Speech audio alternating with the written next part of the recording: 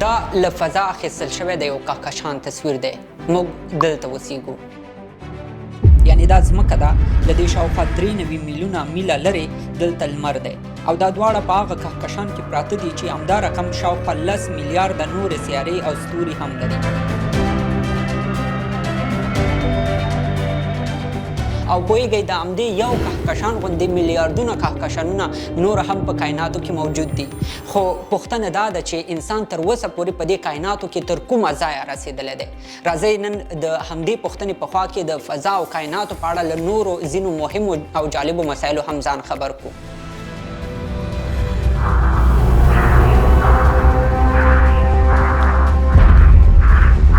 I wanted to be the first human outside of an aircraft breaking the sound barrier. I wish you could see what I can see. I'm going home now.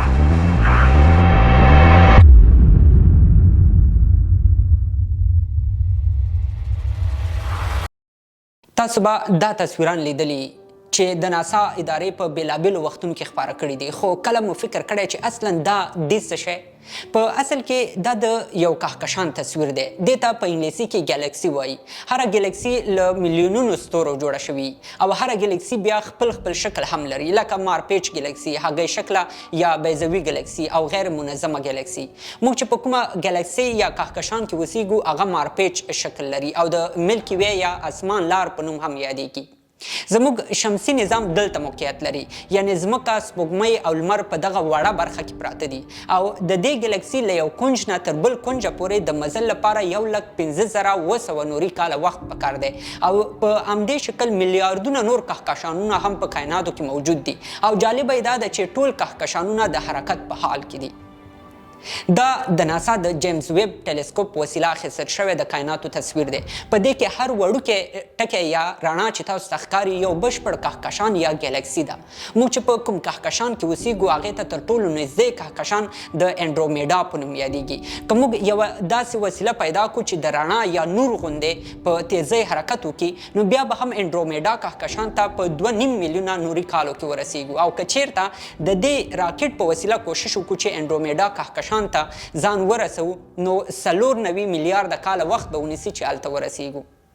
خو ناسا دا معلومه کړې ده چې 4 میلیارده کاله وروسته به زموږ کهکشان له انډرومیډا کهکشان سره یو ځای او مغم کیږي چې په نتیجه کې به یو بل کهکشان رامنځته کیږي. د ساینس پوهانو په باور چې هغه وخت به د لمر ختو او لمر پریوتو کې تغییر راشي، په اسمان کې به د ستورو رنګ، ځلا او شکل یو څه بدل شي. خو دوی خوشبینه دي چې له دې سره به ځمکه له کوم خطر سره نه مخ کیږي. نو له دې معلومیږي چې انسان له خپل کهکشان نه بهر نشي وتلی، ځکه چې تر ټولو نږدې کهکشان ته هم 2.5 میلیونه نوري کاله وخت پکار دی. تاسو به فکر کوئ چې دا نوري کاله ولې ورته وایي؟ دا په اصل کې په فضا کې د اوږدې فاصلې لپاره استعمالیږي، یعنې په دنیا کې تر ټولو تیز سرعت یا سپیډ د رڼا دی چې له یو ځای نه بل ځای ته ځان په چټکۍ رسولی شي. مثلا د لمر رڼا په یوه ثانیه کې 1,86,000 میله حرکت کولی شي او په یوه ورځ کې بیا 14 میلیارده میله لرې تللی شي. نو په همدې خاطر د دې فاصلې وخت په نوري کلونو باندې اندازه کیږي. یعنې که چیرته انسان د لمر په شان تیز له ځمکې نه تر بل کهکشانه پورې حرکت وکړي، نو دا به 2.5 میلیونه نوري کاله وخت ونیسي. اوس دلته یو بله موضوع پیدا کیږي او هغه وخت دی. ساینس پوهان دا هم وایي چې د ځمکې وخت د فضا له وخت سره فرق لري. دوی دا معلومه کړې ده چې که یو انسان له ځمکې او له خپل شمسي نظام نه ووځي او د خپل کهکشان دې منځنۍ برخې یا بلیک هول ته ورسیږي، چیرته چې د جاذبې قوه سخته ډیره ده او له دې سره کومې نږدې سیاره کې ژوند اختیار کړي، نو که په دې ځای کې انسان 1 ساعت تیروي، په ځمکه کې به د همدې 1 ساعت په دوران کې 1 کال تیر شوی. دا ډیره جالبه موضوع ده او په اول ځل البرټ اینسټاین په 1915 کال کې د نسبیت یا ریلیټیویټي تیورۍ کې روښانه کړې وه. زه په دې اړه ډیر ژور نه ځم ځکه دا ډیره پراخه موضوع ده او د ریاضیاتو پیچلې فارمولې لري، خو د دې تیورۍ د یوې برخې لنډه خلاصه دا ده چې چیرته د جاذبې قوه ډیره وي هلته وخت په چټکۍ او په سرعت تیریږي، او چیرته چې د جاذبې قوه کمه وي هلته وخت آرام او قرار تیریږي. جاذبې قوه لکه مقناطیس چې هر څه ځان ته کشوي. نو په همدې خاطر هغه کس چې یوې داسې سیارې ته ورسیږي چېرته چې د جاذبې قوه د ځمکې په نسبت زیاته وي نو هلته د یو ساعت په تېرېدو سره په ځمکه کې 1 کال تېر شوی. همدارنګه که چېرته انسان په فضا کې داسې سیارې سره نږدې واوسیږي چېرته چې د جاذبې قوه نه وي هلته به د ځمکې په نسبت وخت په آرام سره مخ ته ځي، یعنې ځمکه به ترې زر آینده ته رسیږي. لکه همدا اوس چې فضا ته انسانان تللي دي هلته په نړیوال فضایي سټیشن کې اوسیږي. که یو شخص نن فضا ته لاړ او 10 کاله وروسته بیرته راستون شو موږ به له هغه شخص نه زیات وخت ژوند کړی او هغه به کم ژوند کړی. دا ډېره جالبه او مهمه موضوع ده، په بل ویډیو کې به پرې تفصیلي خبرې وکړو. خو اوس پوښتنه دا ده چې انسانان په فضا کې اوسیږي چېرته او فضا ته ځي د څه لپاره؟ دا نړیوال فضایي سټیشن دی چې د امریکا، کاناډا، روسیا، جاپان او ځینو اروپایي هیوادونو لخوا په شریکه دلته له ځمکې یوازې 2500 میله لرې په فضا کې جوړ شوی دی. په اصل کې ځمکه خپل طبیعي ګازونه لري لکه اکسیجن، نایتروجن او کاربن ډای اکساید، او دې ګازونو په ځمکه باندې ټولو مخلوقاتو ته د ژوند کولو زمینه برابره کړې ده. خو طبیعي ګازونه له ځمکې په اوسط ډول 2 میله پاسه نور ختمیږي او خالي فضا شروع کیږي. همدې کرښې ته د ځمکې اټموسفیر د ختمېدو نقطه هم وایي. له همدې نه په څه فاصلې سره اوچت د ځمکې ټیټ مدار کې نړیوال فضایي سټیشن موقعیت لري او په دومره فاصله کې د دې سټیشن د ساتلو څو دلیلونه دي. اول دلیل دا دی چې دلته د دې سټیشن توازن یا بیلنس برابر دی او په سم ډول د ځمکې ګرد چاپیره حرکت کولی شي. دویم دلیل دا دی چې د وخت په تېرېدو سره دا سټیشن کله کله خپله ارتفاع په خپل حال نشي ساتلی او که په دې حالت کې کوم اقدام ونشي او سټیشن د ځمکې اټموسفیر ته داخل شي نو سټیشن خود به خود اور اخلي.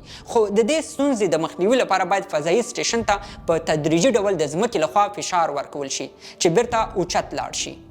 او بل دلیل دا دی چې له ځمکې نه فضایي سټیشن ته د وسایلو او انسانانو د تګ راتګ په اسانه په دې باندې کیدی شي او لږ وخت هم نیسي. دې فضایي سټیشن ته په 2 ورځو کې انسانان رسیدلی شي او په یو وخت کې پکې تر 6 کسان اوسېدلی شي. دا د فوټبال د یو میدان عمره لوی دی.